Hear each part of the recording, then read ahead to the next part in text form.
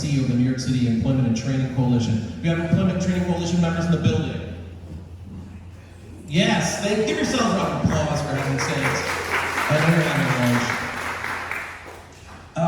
What we wanted to do during the course of this conversation and the series of conversations happening this afternoon, which are focused about talking about the green collar jobs, thinking about the green economy. What we wanted to do during the course of this is bring to the table folks who have history and experience and a current responsibility in building a workforce, and thinking about how the workforce fits, the existing workforce fits in the conversation about our city's green future. And I could not be any more proud and grateful to represent this cohort in this room at this time and the next set of panels, because I think these are the heaviest hitters right now in not just thinking and not just in thinking, but in thinking and doing and executing on a vision that doesn't just think about the job possibilities, thinks about the workforce development possibilities, and not just the workforce development possibilities, but the economic justice possibilities and the sustainability of our city's future. So I just want to start by saying thank you to everyone who's with us in this room. Thank you to our panelists in advance. Thank you to the Climate Exchange for making this time possible for us. This was intended to be a live version of NYCETC's Workforce Weekly. We do a communication that goes out on a weekly basis. So we were going to live stream this too, and I know that there's been some challenge with some of the tech issues that are happening right now. But I also want you to be aware NYCETC serves the needs and interests of more than 200 organizations in the city that are thinking about job training and development, thinking about career development and career pathways in a variety of different industries. And there are plenty of our providers who have a foothold now in the green space, and there are plenty who want. So when we had the opportunity to convene this, we wanted to start by having a group of folks in the room to begin this conversation, both talking about what's happening now and where this group sees its future, because this is the key players and the ones that follow in what the training opportunities look like, and we can't think about training without thinking about what the employment opportunities are. And by the way, on that note, I will just advise you, I'm coming up on my 2-year anniversary as the leader of the NYCETC organization, and I have to admit to you, oftentimes, I've heard folks say, I don't know how to find my way into the green economy space. I know our clients want to be there. How do I learn? How do I network? And I've also more than a few times heard folks say, I'm doing great training, but I don't have any employer partners. And that's the kind of thing that we as a training and development space, in that intersection of education and employment, have to address, have to overcome. And this is a pathway to that conversation. So does that sound good? Does that sound fair? That's just kind of a preamble to where we're headed. Just maybe one other note on today. I get the sense that there's a lot of friends and family in the room. In other words, right before we started, there was a conversation happening. Folks were vibing, and it's clearly like catching up, and there was a networking. I want you to be aware that what these folks are sharing, and what the next set of panelists share and put forward, all has value, but the reality is the actual work takes place outside of the dais, right? It takes place what happens at the tables, what happens after today.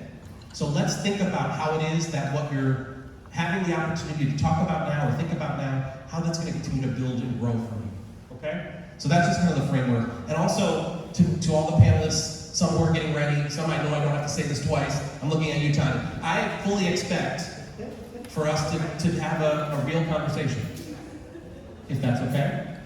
And so let's get started now. By the way, let me do some quick introductions. The cast of characters at the table right now. Robert, over on that end. Great title, Director of the CUNY Offshore Wind Advisory Network and Associate Director of Renewable Energy Programs at Kingsborough Community College. Give it up for that in and of itself. And a fantastic job. CUNY, by the way, 25 college campuses across the city, representing all the boroughs. 75% of students at CUNY graduate debt-free. Hot topic lately in terms of the financing investment. Give it up for debt-free. That sounds like something that's right for all of us. Shout out to you. Nikki, right over here. The Hope program is in the building. Coolest roofs in town. Is that fair to say? Is it true that Hope stands for Home of Prosperity and Empowerment? That's perfect. Give it up for that.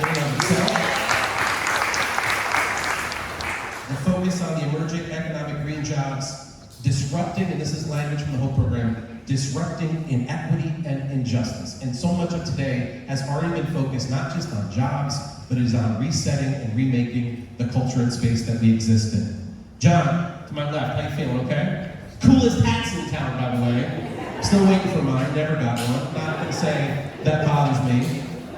One of the co-founders of Stacks+Joules. You know Stacks+Joules, right? Look at all the nodding, you know all these folks. But let's just, project-based learning programming, computer programming, network management, all focused on commercial energy efficiency. This is big, by the way. Every time I've been to an event with Stacks+Joules, I walk in the room and the most talented, dynamic individuals explain to me everything that's going on, and I walk away and go, I have no idea what they just said, but I have complete faith and confidence that what they're doing means the world to this city. Connected right directly to Matthew Phifer on that end, Executive Vice President of Education and Employment at Henry Street Settlement, multi-service, multi-generational, Lower East Side stalwart, social services, arts, healthcare, focus on workforce development, year-round and always, more than 100 years of service. Give it up for that pair of combination for making working together and checking for this process. And Habib, at the end, Managing Director of Programs at the Urban Assembly. Shout out to Urban Assembly for a variety of reasons. The focus on public education, thinking about career pathways and career development matters. Specific focus here on the School for Green Careers, focusing on jobs and construction and development in that capacity. I know you'll dig in on that too. So listen, we're covering all the age ranges, we're covering every borough, we're covering multi-generation community service and all sorts of engagement. We're covering the complete spectrum, I think, in this particular moment, of the types of opportunities and availabilities that exist in this space. And I know these folks have great ideas, much success, and a lot of questions about where we're headed. On that note, let's start it off. And I'm gonna look to you first. I hope that's okay. And I'm gonna be honest with everybody, I let it off with this to say, when it comes to green jobs, I am not the most skillful folk. I am not the most skilled person in this conversation. So I'm gonna ask a lot of questions that maybe some folks in the room go, you should probably know that, you should probably get it. But I'm gonna start with that. When you think about green jobs and green careers, what are you thinking about? What are we talking about? Thank you for asking. Hi everybody, really great to see familiar faces in here, just want to say. So again, I'm Nikki, I'm the Director of Employment and Business Services at the HOPE program. We're a 40-year-old workforce development agency. So we are community-based. We've been working to help prepare people for the workplace, like hard stop, for 40 years. We are in the field of green jobs since 2015 when we adopted the Sustainable South Bronx program. So we now have offices in downtown Brooklyn and also in Hunts Point in the South Bronx, which has the highest rate of poverty, highest rate of, I think, risk of heat index, suffering environmental issues there for decades.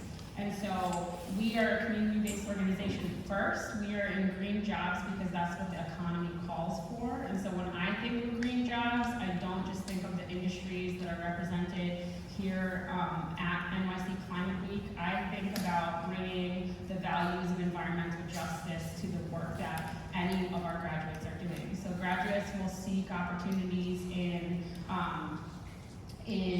building maintenance and remediation and construction, and they'll also seek opportunities in administration and in security. And our goal is to bring the values of green collar work to all of those jobs.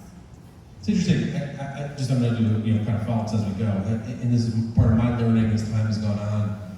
When we talk about green jobs, we're not just talking about, we talk in this conversation about not just the green carpenters, those such things as green carpenter's part of the job, but that needs to happen, that needs to be related to construction and sustainability opportunities. But we're also talking about the administrative functions, the financial functions. The reality is, if the plan is by 2040, there's 400,000 green economy jobs in New York City, which was related to the Green Economy Action Plan, there's going to be a significant percent of those jobs that are going to be about how existing jobs are changing. How do you think and talk to your participants? And tell us a little bit about the typical participant that you're working with. How do you think and talk to them about what it means to fit into this particular space? How do they decide what the right job or opportunity is? You're really going off script here. Just a little.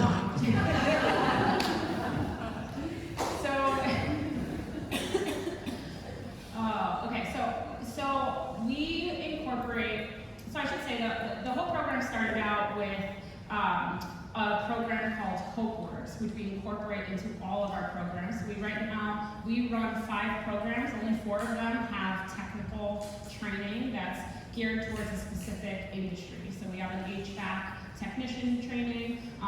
We also run the New York City Cool Roofs programs, where students learn how to install reflective coating on roofs. We have a green infrastructure program, and then Sustainable South Bronx, which focuses on green maintenance and building construction. HopeWorks is our signature program. It's customer service, workplace fluency, digital literacy, and we incorporate that into each of those programs. So students aren't just getting technical training, but they're also learning skills to be able to navigate the interpersonal dynamics of the workplace. We incorporate, depending on the program, we incorporate environmental justice literacy into our program, and we have to meet our students where they're at. So the only requirements to entry in HOPE programs is that you're 18 years of age or older, you're eligible to work in the US, and then for our technical programs, you need to be physically capable of doing the work. That means we see a variety of job seekers. I joined the organization about a year ago, which means I get to see the post-pandemic candidates of our program, and we will see people who've never had a job before due to their age or years of incarceration or experience. We see a lot of people who were out of the workforce because of caretaking. And then we have students who have master's degrees or owned their own construction companies or worked as project managers and need the support to enter into the field. So it's our job to be able to help people navigate what we call the employment landscape and to also understand the context for the work that they're doing. I don't know if I answered the question. I think you landed it beautifully. And I want to build off one of the points that you made, which was about meeting your job seekers, your trainees where they're at. And on that note, I want to pivot over to John and Matthew. My question to you at this point is, there's a specific desire to collaborate. And Stacks+Joules and Henry Street have been working together and finding success, I think, meaningful success, in partnership and in alignment with what has been a career path, a job opportunity, but also the wraparound supports that are required to keep folks committed, I think, to finding success over time. Can you talk about the opportunities in the space that Stacks+Joules is in? And then I'd love for you to build on that, Matt, if that's okay. Yeah, so thank you again, everybody, for coming through. It's really excellent to see some smiling faces and some new ones. So I'm John Spooner, co-founder of Stacks+Joules, and with our program, we really focus very, very specifically on building automation technicians. Building automation is, just in layman's terms, it's the computers that manage all the systems of a great big building. And that's quite simply what it is. This is the new way that jobs are going in the operation of building space. And so that's really the focus that we've gone after. Now,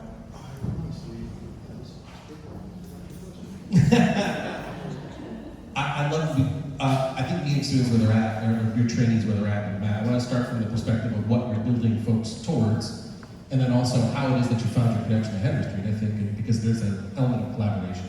Absolutely. Okay, so we're really building towards that role of building automation, a higher tech role, and a role that is a tech career. And that's very, very specific because the income that we're trying to get these students into moves them into a middle class income. And that's really important, that if you're going to engage with these people and train and have someone dedicate 3 months of training time to this, you have to have an opportunity at the end. And so that's really the end that we're going towards, is that job, period. It is not training for skills, it is training for a job. And it is through our partnership with Henry Street that we've been able to find this incredibly talented pool of New Yorkers who've been traditionally overlooked when it comes to technical training.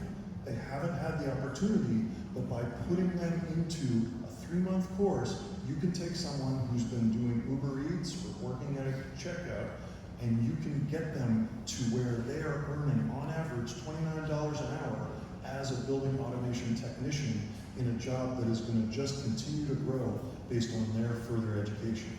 So that is really the important thing, is making sure that the job that you're training to is something that's going to propel them along to these family-sustaining incomes. Now, Henry Street being our partner, I would love to kind of pass it to Matt and talk about how we've really worked together, but also those wraparound services are really a part that makes our whole thing possible.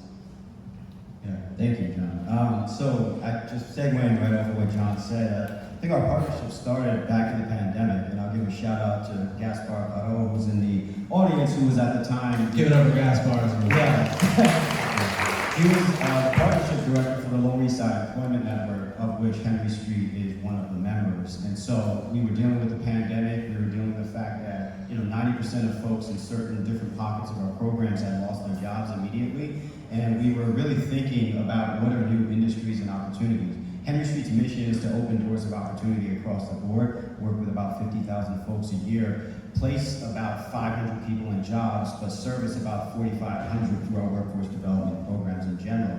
And we're a generalist, and what that means is we try to be as agile as possible to be responsive to what's going on in the community so that we can help folks and react in a way that's very purposeful and intentional for job placement. Gaspar introduced us to Mike and John at the time, and I really, just to be honest, a lot of what they were speaking about was esoteric to me. But what I knew was there was an opportunity in what they were discussing. They were looking to pivot from serving more high school age folks to really working with young adults and adults. And so it was sort of this match that just kind of perfectly aligned. And we said, let's take a risk on this and look through these different opportunities. And I think NYCERTA at the time, we applied for a heat pump. We co-applied, RFP and ended up getting it. And so we've been able to meet folks where they're at in a myriad of different ways. Really, to answer the question on the nose, we're always doing core skill development, wraparound services. It's sort of what we do endemically at Henry Street. But then we started to learn a little more about these esoteric kind of topics, and a lot of that was driven by Jeannie Tung, who's in the audience also. Jeannie is here too. Yes.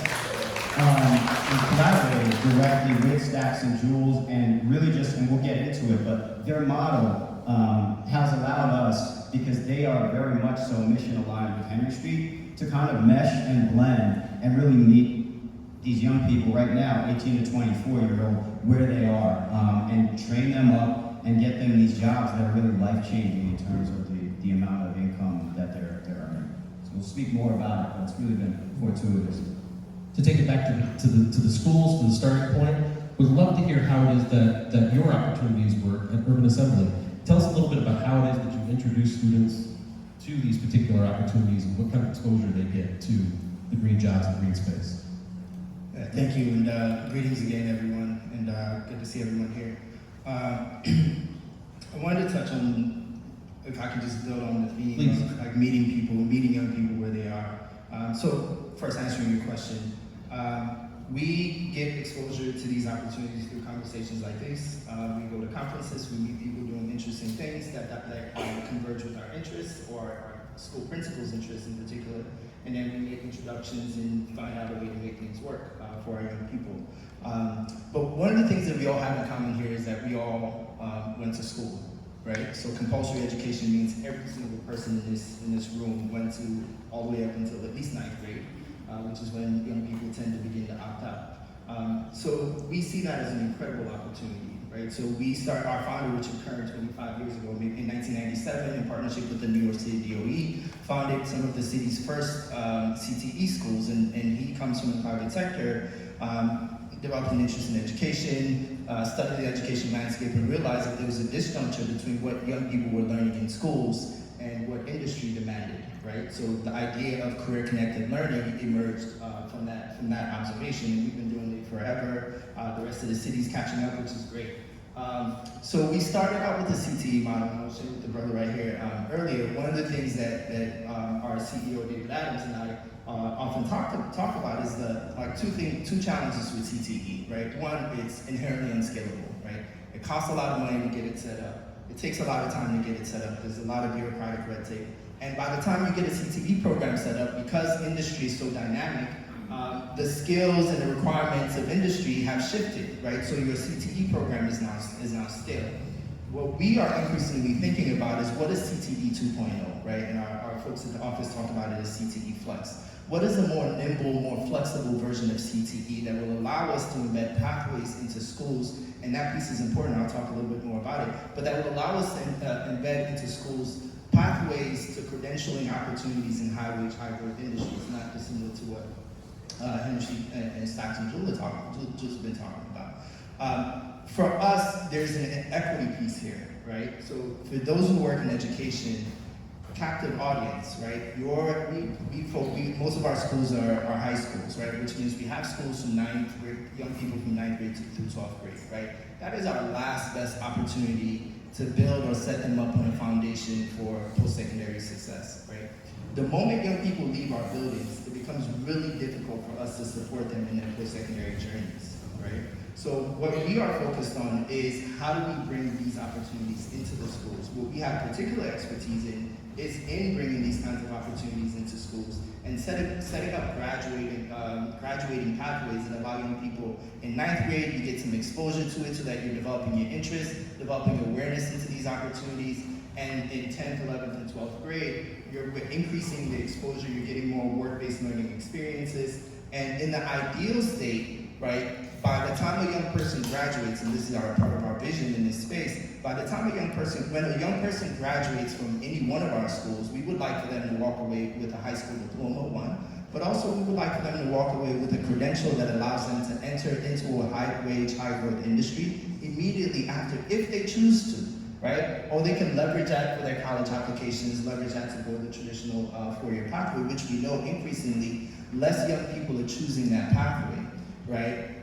So the two things that we're trying to do, one is like build these pathways in, but also we want to increase young people's awareness of all the opportunities that exist out there. I found out about these opportunities because I come here, our young people are not in these spaces. I'm going to go take information back to our principals, and we'll develop visions and ideas for how we can pull some of these opportunities into our school buildings. With the idea of trying to create, trying to ensure the credentials and the training opportunities that are resulting in employment pathways at a good wage has been identified here as a desired state, also flagging the complexity and challenge of the need to change training credentials, the different needs that different entities have. We can circle back as to what you're experiencing. I think that'll be part of some of the challenge that perhaps this group is talking about. But let's pivot to post-secondary education. Do you want to talk a little bit about the network and the employer partnerships, or the desired state for what it is you're seeking to connect those folks that are on the CUNY path, the opportunities you're seeking for them to get into? Most definitely. I just want to say also it's a pleasure and honor to be here. A lot of familiar faces in the place. Look forward to meeting some new people as well. So again, my name is Robert Zandi. I'm the Associate Director of Renewable Energy Programs at Kingsborough Community College, which is part of the Continuing Education and Workforce Development Department. Also, we formed something called the Offshore Wind Advisory Network, which is a CUNY consortium of 4 different CUNY schools. So that's Kingsborough Community College, College of Staten Island, LaGuardia Community College, and City Tech. So each of the 4 schools is going out into the community to engage environmental justice communities and disadvantaged communities to educate them about the offshore wind industry, the science and the basics of offshore wind. Big shout out to CARP for helping us with the curriculum on that. And so we're going out and telling people about the workforce gaps as well, the wide variety of jobs that are available out there in the industry, and then on top of that, a variety of trainings that are available for them to participate in, whether it's a short program or it's an apprenticeship.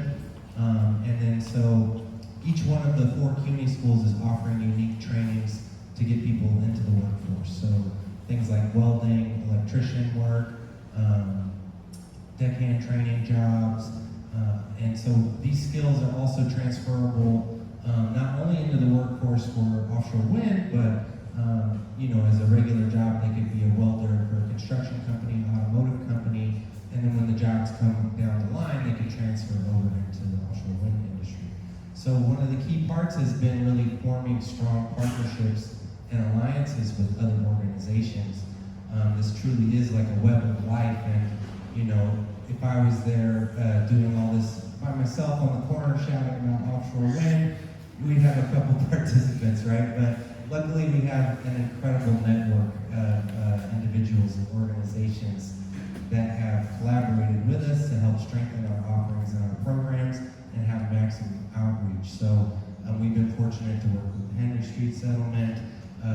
Workforce Development Institute, also CUNY, Consortium for Worker Education, NYCERTA, New York City Economic Development Corporation, a wide variety of offshore wind organizations, maritime organizations. I know that other O1 organizations are working with Con Ed, so on and so forth. The list goes on and on. But I do also want to mention the Green Economy Network with Jobs First.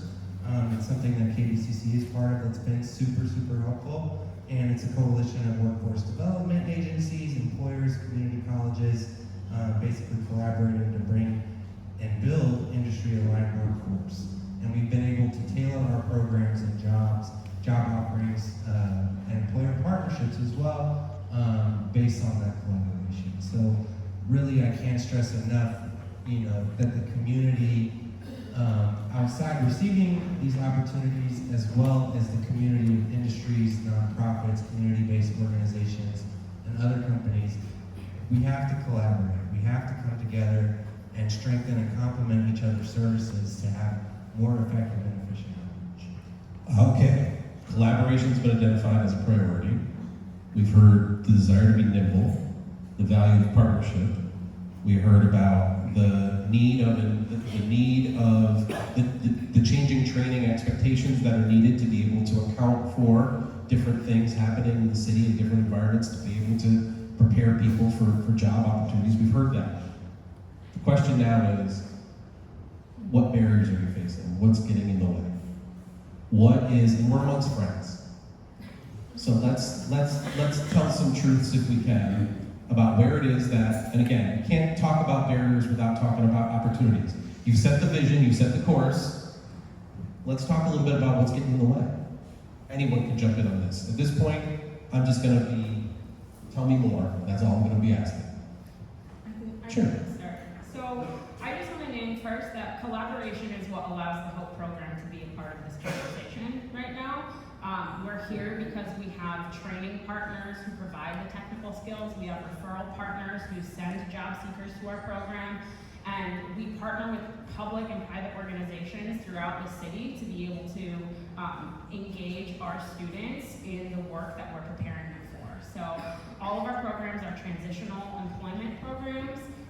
Students are receiving, for all of our technical programs, students receive a stipend to be able to learn the skills out in the field. So I have to, while we're here, give a shout out to the Trust for Governors Island and also Earth Matter, who are both here and two of our training partners with Intervine, our green infrastructure program.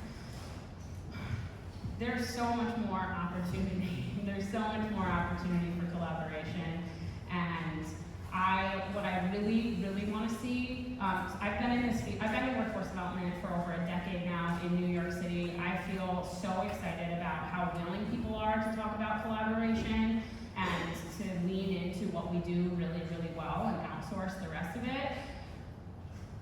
I also think we're just like having the same conversation we've been having for a really long time, and what I would really like to see, my job is to be thinking about what our job seekers are seeing and experiencing, and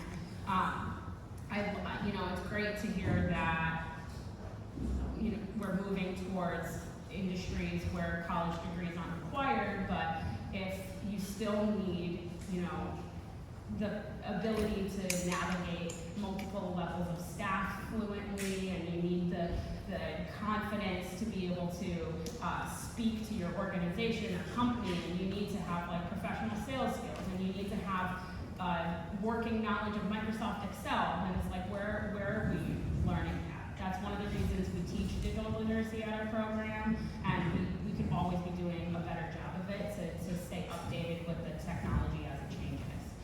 But I would really love to see collaboration among all of our organizations and also employers to scaffold these opportunities and trainings. So the HOPE program has this model called Hope for Life, where students can come back to us for job support, for wraparound.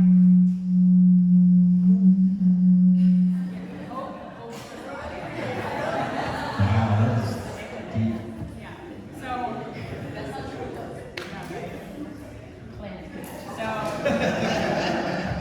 So we have a Hope for Life model where the way it works is we get to stick with students for the life of their career. career for as long as they stay in contact with us, which is like, I want that for everyone, not just Hope graduates. I want everyone to be able to say, okay, coach, I did this thing for 2 years, what do I do next?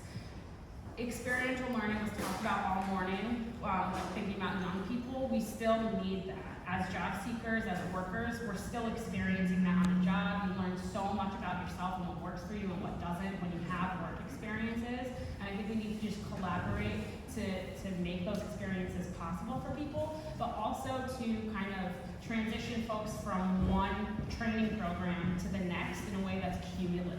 I don't think this field does that well yet.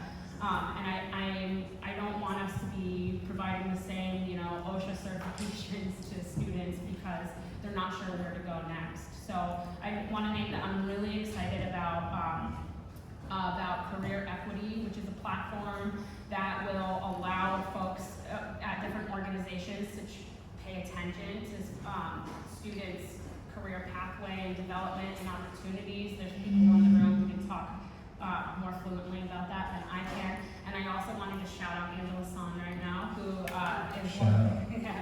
who recently launched the Green Launch Pad, which is an accelerator program to train people like Greg and myself who are in the workforce to have a better understanding of the different career pathways within this industry.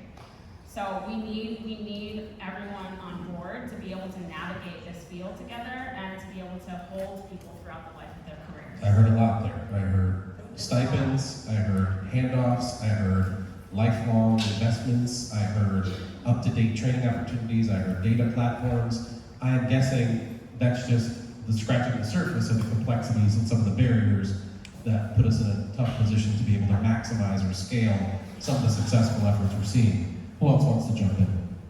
Yeah, I was going to jump in. So for us, the one thing that we can do to help address a lot of the issues that you just named is to break the information silos, right? So I think information asymmetry is a thing, has become or is a huge barrier to accessing these opportunities, right? So we work with our UA college counselors to support young people with finding pathways that align with their interests, skills, but most importantly, that put them in position to access jobs that set them up for economic security. There is a database now through College Scorecard of 4-year universities, 2-year universities, and you can search and figure out which university systems do a better job of graduating Black and Brown people, or young poor Black and Brown people, and so on and so forth. But when it comes to more progressive pathways, there isn't such a database, right?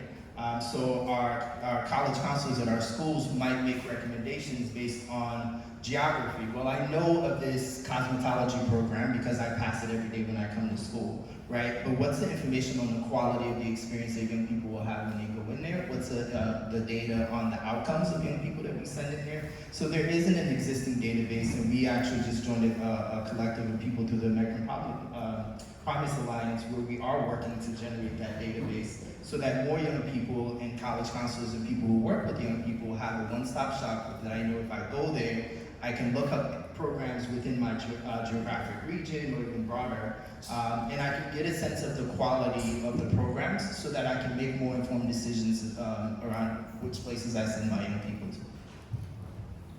to. Just piggybacking, jumping in, I want to double click on what you both said.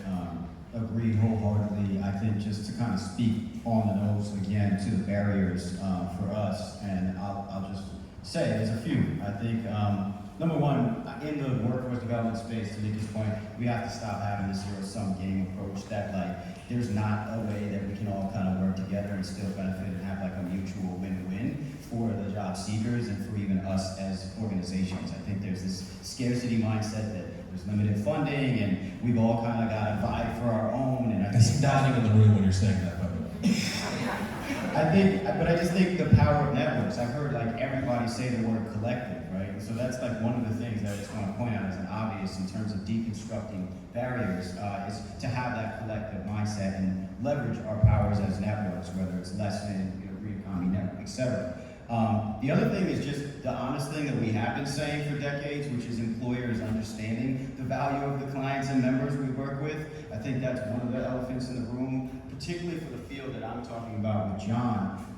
We've been really fortunate, really kind of riding on the coattails of what Stacks+Joules has built in terms of the rapport with the specific industries around building automated systems, around certain employers that are willing to work with us and sort of entertain and also value the folks that are coming through our program. John said it earlier, they're not doing us a favor. It's not a charity. These are talented folks who have incredible potential, and I think it's about changing that mindset and kind of uplifting and starting from that vantage point. The other one that I might not be popular saying, and I'm just going to say it because I keep it 100, and you told me this is a safe space.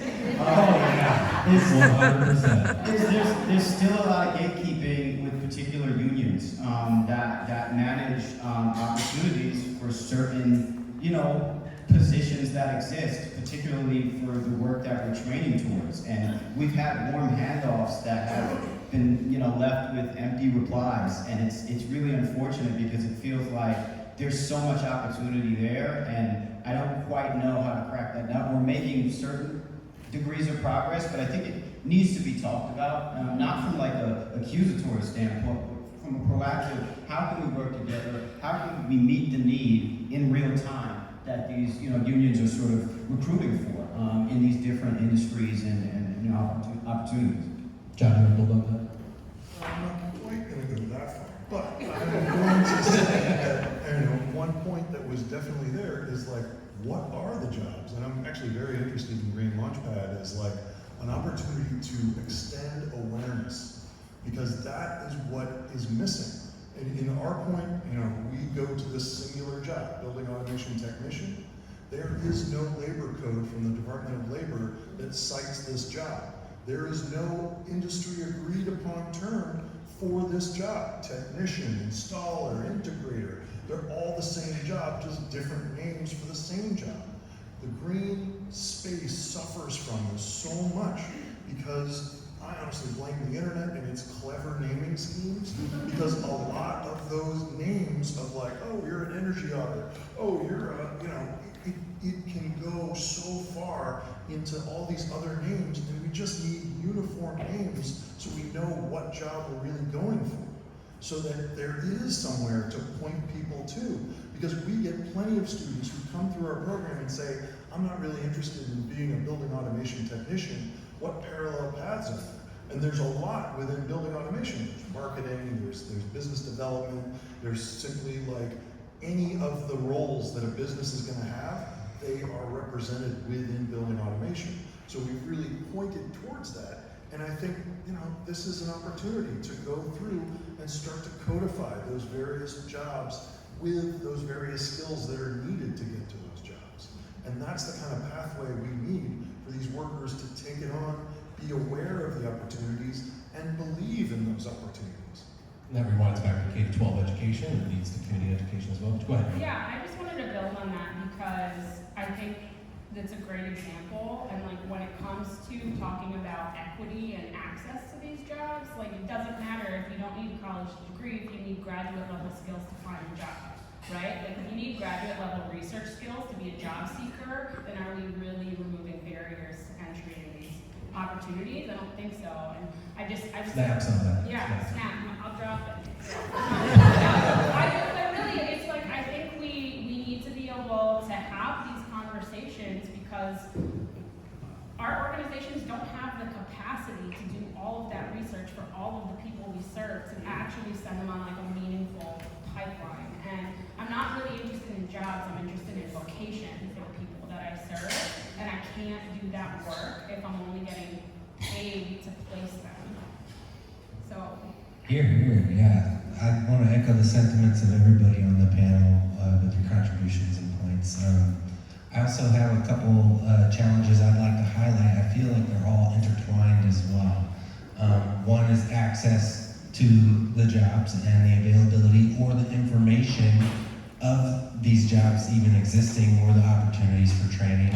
The other one is the timelines that are here. So, there's this incredibly short timeline to meet these goals by 2030, and thanks to the bureaucratic red tape, a lot of the programs get started several years after they're intended to start, which delays everything and, shrinks the timeline even further. We also just have capacity. Everybody might be interested in these jobs, but how many places are there to receive these trainings and receive these opportunities for the apprenticeships? Each school or training center has a capacity. Our welding program only has, opportunity for 12 people because there's 12 booths at our school, but we have 800 applicants. So we're seeing that in general, we need to scale these things. Another one of my points is scaling efficiency. With the problems of red tape and the short timeline, the ability to scale, like you were saying, Kingsborough and the OWAN team can only provide so much training, even if we fill it to the brim and meet the capacity each and every program. If we're doing it every single back-to-back training sessions, we're still not going to serve enough people. So I think it comes back to that unity and the unified force, and to break down the gatekeeping and the barriers, because these jobs are for everybody, and there are a lot of incredibly talented people throughout our communities, especially in environmental justice communities, especially in disadvantaged communities. And what I would really love to see is more efficiency. Just like, we're talking about green energy and energy efficiency, we need to be efficient ourselves with our endeavors and our approaches, because if we're not collaborating, if we're not communicating, if we're not a unified front in addressing some of these problems and issues with unions or bureaucratic red tape, we need to push these things along and get the process spread up if we're going to feasibly meet these deadlines and timelines. And I feel like, if we all came together, it would be much more effective and efficient, because if we're all building a solution independently, we're only going to get so far. But if we're all building collectively, we would make so much more progress, and we see that with the human race in general, with time and access to communication and networking through the internet and other means over the past 100 years. Look at the advancement that's been made. I think we could really use a centralized database as well for the plethora of jobs, but it comes back to capacity. NYCERTA has an amazing resource in career pathway jobs for offshore wind. I love it. And there's lots of training opportunities and location map on their website as well. But it comes down to capacity. How can we integrate everybody's offerings on a platform? We're only one school. OWAN is only one network. NYCERTA is one organization. How do we unify with other organizations and major players in the industry to integrate the offerings and make them accessible, more available, more apparent, more upfront for the communities which we're trying to serve? Final minute or two here, I'm going to go off script one last time and ask, in this room right now, you've got, hi Abby Jo Siegel's here, NYC Talent is in the house. Give her a round of applause. Shout out to Carrie and team. The Green Economy Network is in the building as well.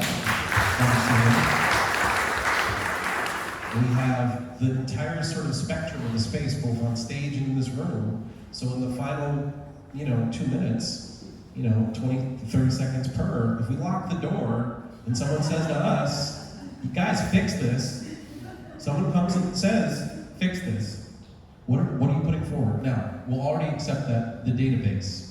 There's been a community. I'm gonna elevate one. There's something about a database. We know that. I've heard that. We can build on that, or you can add more. But I'd just love to hear. Lock the door. Guys. You can't leave until you solve this. What do you come up with? No pressure. There's no fairy leaving until you come up. Go ahead. I've been waiting for this platform for like 10 years. I have two answers to this. The first is there is no reason why our career coaching that we do in workforce development with entry-level job seekers cannot be as profound and robust as professional career coaching.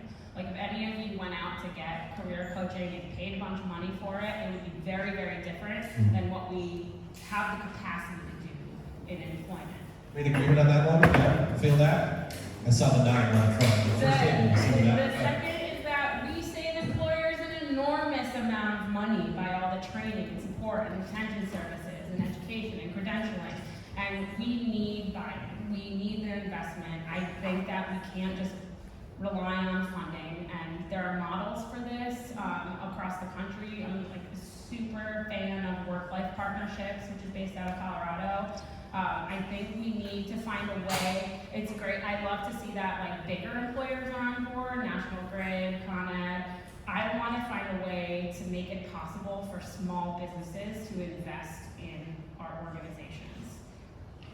Investment from the employers to understand the value was one piece of that puzzle. We talked about the data. That was the other part of the piece. We got that covered, and we heard about the professionalization, the ongoing profound respect for career development. Check, check, check. What else you got? Anybody else want to throw in? Yeah, I know we talked about data, but I wanted to build on a point that was made earlier about just the level of skill required to like search for jobs. Interestingly, we live in a time where we have a technology that should make that easy for everyone, and this is actually something that we as an organization have invested in. Whereas there are tons of tools out there that allow young people to search for colleges, it still requires a certain level of foundational knowledge. Like you need to know what you're looking for, right? But we have AI now with like omnimodal technology. Rather than typing things and knowing the right questions to ask, you can actually program AI models to guide you through the search process, right? Rather than relying on you coming in with foundational knowledge on the thing that you're looking for. So one of the things that we are doing, so not to speak in the hypothetical, is we are building an AI model. So the way we think of it is, imagine that every young person in this country has access, 24/7 access to a high quality post-secondary advisor, right? How radically that will change equity, all of the inequities that we've talked about in this panel in terms of not knowing what exists out there, how to access it, the skills required, and so on and so forth. So for us, we are building that solution. I think secondarily, it's about how do we then help young people develop the skills, the capacity, the knowledge, the dispositions, and all that stuff, so that they can access those opportunities. Again, I keep coming back to schools because that is the fluoride in the water, right? Every young person has to go through a schooling institution, right? So how do we bring in industry into schools, right? Not wait until a young person graduates and all that other stuff. How do we bring them into schools? How do we get them to more quickly inform the curriculum, but develop more nimble curriculum, all right? That will change dynamically as industry standards change, right? Schools are ready to do it, right? But they lack access to industry. So to me, those are the two things that I would do. Make it easy for young people without graduate level skills to search up opportunities and recognize the skills and all the pathways to getting there, but also equip them with the skills through schooling, right? That will allow them to take advantage of those opportunities. Easier access, complete access, plug in career development into the school system and beyond. Any final thoughts, gentlemen? I would just say, standardizing and understanding the shared meaning of some of the jobs that exist. To John's point earlier, folks all use a USB. It's almost universally, it changes. It goes to a USB-C. We're all using it, right? Like, why do things have to be so muddled and so nuanced when we talk about some of these jobs? If it could potentially be standardized and create sort of a universal understanding, and that would foster a lot of what you're discussing and not make it so difficult. The other thing is, I just think funding and philanthropy across the board should be thinking more about supporting partnerships. We have successful examples of it in this room right now to point to. Why not leverage it? Why not be more efficient? Put more dollars into effective systems that work, and then we're closed in this room right now, but thinking intentionally about how to work together and double down, create larger opportunities. And we should talk about what effective partnership looks like and what the results of that are. Because we all know the ability to pass off things to folks who make it work, and some who perhaps make it harder. And that relates to our employer partners as well. Any additional add-ons? I guess the last thing, if we're truly doing a lock-in and everybody's here, Yes, I'm not leaving. then you gotta get specific. And I know, I'm Mr. we only trained to one point, but I think we as a group could define 5 roles that are distinct, listed on Indeed roles that we could determine as like, that's where we're gonna go after. And that's, I think, to your point of all this duplicative effort, all these duplicative certifications, all these things, if we all work towards like, yep, we're gonna go after energy auditing, solar installation, like a smattering of different opportunities, and really put all of our efforts towards that, I think we would get incredible outcomes. So I'm a big advocate for specificity over generalist, because I think generalist leaves you with a field trip and a good feeling. Specified, actual job training gets you the job. So that's really what I would do. Nothing but nods in the room with that. You land the plane, it's all yours, this is it. This is how we get off the island, go ahead. All right, so honestly, if it was up to me, I would, and up to us, I would really encourage us to, take a big chunk of the military budget and put it into a department of renewable energy and sustainable technology.